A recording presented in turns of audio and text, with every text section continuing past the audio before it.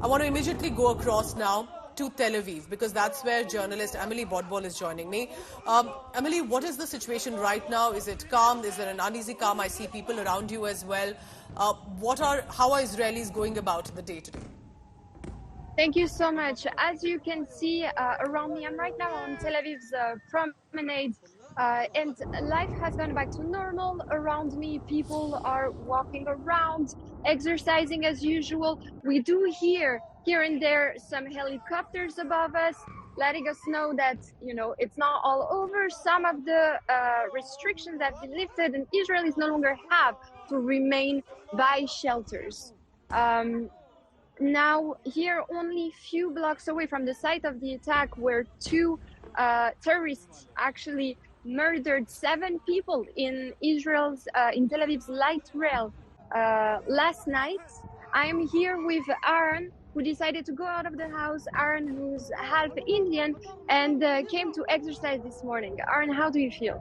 Well, yesterday I was a bit nervous. I guess today it just has to be, you have to just go back to normal life. You have to just go back to normal life. Did you think of staying home all day today? No. As in, life goes on in Israel quite quickly. And yeah. Yes, I think that's the only way to live. I'm responsibly live there. So I come out in the morning to go to the gym, start my day, and I start my work the day after. And are you planning to take the light rail? Are you planning to take transportation anytime soon, or do you have second thoughts?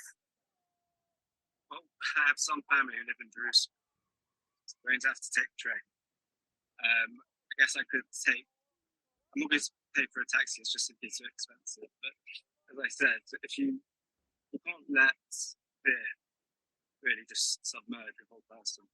I guess terrible things happen, and it's not like any other country.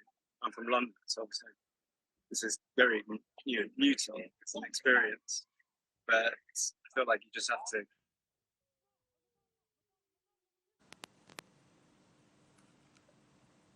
You just have to live life as usual. So you are going to go to Jerusalem today. You are going to take. But I will. You will. You will be taking transportation. Yesterday, the Iranian attack involving over 180 ballistic missiles sent. If you can hear me, I just want to get this clarity that where you're standing right now is exactly where the two gunmen were with the weapons and had targeted the locals? Away from where it happened. I am on on Tel Aviv's promenade right now, a few blocks away. If you continue straight for about 10 to 15 minutes, you will be at the site of the attack.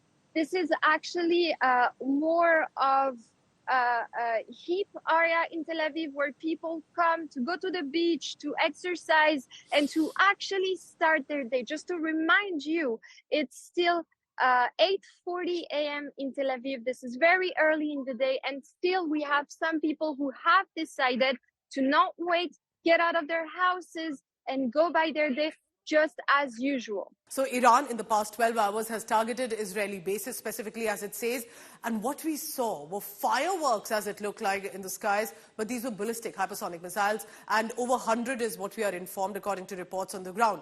But what was the target? Let's take a look at some of the satellite images India today has accessed. Now, you see where Israel is located and where Iran is. So it has to cross all these territories, including Lebanon, where it then enters into the skies, into the territory and airspace of Israel. Tel Aviv, Hevatim and Nedrim are air bases. Now, why would these air bases be targeted by Iran? Because this is where some of the most sophisticated fighter jets are placed right now. F-35, F-15 are some of them. And why are they important? Because these were the fighter jets that were used in the aerial strikes and bombing in Lebanon and Syria and at the border, specifically for targeting of the Hezbollah leaders and Hezbollah headquarters. Apart from this, for now, the extent of damage in Israel is unknown. The Iranian Revolutionary Guards are claiming they've successfully hit the bases and that there's been massive damage. Israel says only 2 people have received shrapnel injuries and that their defense system, their precautionary measures have been able to save people. That is what is happening on the ground, and I want to quickly bring in Emily here for the latest on that. Emily, what is then the plan looking like right now? Because for now, Iran is saying that they are not going to stop. You've killed Hezbollah leaders, you're targeting Lebanon, and we'll go after you. This is an official declaration of war. Do you think Israel will take a step back and says that it's going to now ensure there is a ceasefire, there's peace? Or do you think Israel has decided to go all out against Hezbollah as it has mentioned as a vow? I do not believe that Israel is planning to back out. I do not believe that Israel can back out at this point. Let's remind everyone that as we speak, we have rocket sirens in the north of Israel. Israel's northern population has been displaced for over a year since Hamas's October 7 massacre that killed 1,200 people, and during which 251 were kidnapped. So there is no plan to back out at the moment. Israel launched this week, it announced on Tuesday that it launched a ground operation in Lebanon to prevent Hezbollah from conducting a ground invasion. We now know that there were plans to conduct a similar ground invasion to October 7, coming to communities from the north. So there is no plan to back out. Let me remind you that the date of Iran's ballistic attack, which happened yesterday, is the high holidays here in Israel. This is just about the period at which Hamas attacked southern Israel last year on October 7. We are in fact marking a year from the massacre a week from now, less than a week from now, and Israel will continue. We know that there will be a response. We do not know yet what it will look like, but we can expect that some strategic sites will be targeted during that response.